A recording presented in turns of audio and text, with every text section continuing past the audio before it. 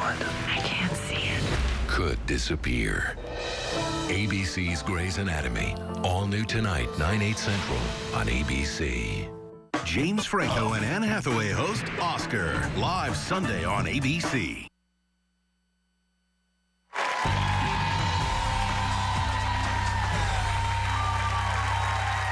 Donald Rumsfeld has been a congressman, White House chief of staff, corporate CEO, as well as America's youngest and oldest Secretary of Defense under President George W. Bush. He has been faced with 9/11 as well as a major war in Iraq and Afghanistan. So how would a man with so much experience handle the massive uprising in the Middle East right now? Let's find out. Please welcome author of the new memoir, Known and Unknown, #1 of the bestseller list in the New York Times, Donald Rumsfeld. Thank you. Mr. Secretary, you have served as Secretary of Defense twice. You have gone through multiple wars, but you have never sat down with 5 women. But stuff happens. Do you realize what I had to sign by way of a release to come on this program? I saw your young lady there in the release they signed. You have the right to use my image for anything in the world. Anything you say. You're going to be on a mug pretty soon, I swear. You know, we want to just show you when we did Oprah, we were coming back from Chicago, and this is Elizabeth and me sitting on the plane.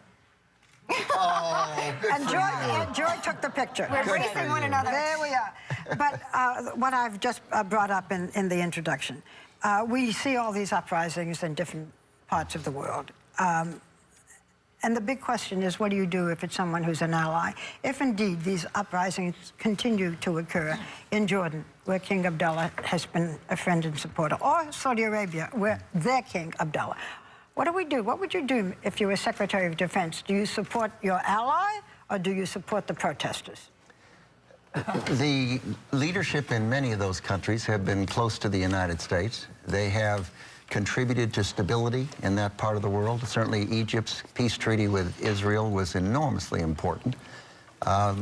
The fact is, a lot of those leaders there, despite being good friends of ours, have not moved towards freer political or freer economic systems fast enough.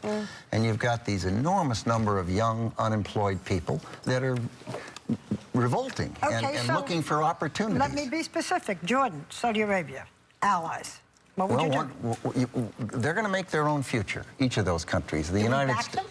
Well, we have good relations, and that's a healthy thing for us. It's a healthy thing for the region to have good relations. We have to hope that they'll move and encourage them to move towards greater political freedom and greater economic freedom for their people. How will the other Arab countries, Barbara's talking about, how will they influence the situation so as to keep Al-Qaeda out of the situation in these countries, these Islamic fascists? They're very worried. There's no question. Yeah. The leadership of those countries has to be terribly worried, as well as the leadership in Israel. And what they have to do is to make enough progress so that the popular revolt you see, for example, in Lebanon, ended up with Hezbollah, a terrorist organization. It didn't go to the people seeking greater freedom or greater opportunities. And the same thing in Iran. A small group of Ayatollahs control that country, even though there was a popular uprising. Secretary, I have to ask, because we saw a strong national leader in President Obama say, even with the Tucson shootings in Arizona, we saw a decisive, responsive man come through, and we all felt there was a strong leadership there. I think some people felt initially with Libya and the airstrikes that were going on against their own people that, the First Lady may have had a stronger stance on trans fats than Obama did on Gaddafi. Why was there a lag there? Was there good intention behind that? Can you clarify? I have no idea why the administration was slow to criticize Gaddafi. He's earned it. Well, he's been a terrible leader for that country.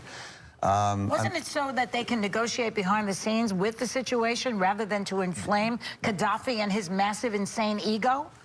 That's what I was going to say, that in fact...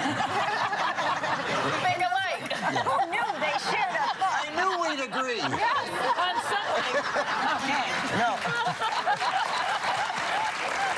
My heart just stopped. No, No, the fact is you don't know what the administration was doing in private diplomacy. Right. Public diplomacy is playing to your multiple audiences around the world. Private diplomacy is what really has an effect, and we simply can't know what the Obama administration was doing by way of private diplomacy. Can I ask Barbara might know. She used to meet with Gaddafi. She knows. Well, he was not my best friend. met with them. You can't And I doubt do not think he's crazy. No, Okay. Like a no, fox, right? exactly. Yeah. Mama, Like a fox. You don't He's stay in just- office that long. he's just sweaty. That's all. He's just a very sweaty man. Gaddafi, very sweaty to me. I have to ask an awkward question, but I feel like you might be the only one who could actually answer it. When everyone was gearing up after 9/11 to go and take care of business, when everyone talked about all the things that were happening with Saddam, and after the decision was made to go in, did anyone ever talk about how to get out? Oh, sure. There were many discussions about the planning process. Did y'all have a plan? Sure, indeed. I mean, the White House National Security Council plan, the State Department, the Department of Defense, the combatant commander had a post-major combat operation plan. Eisenhower, I think it was, who said that the plan is nothing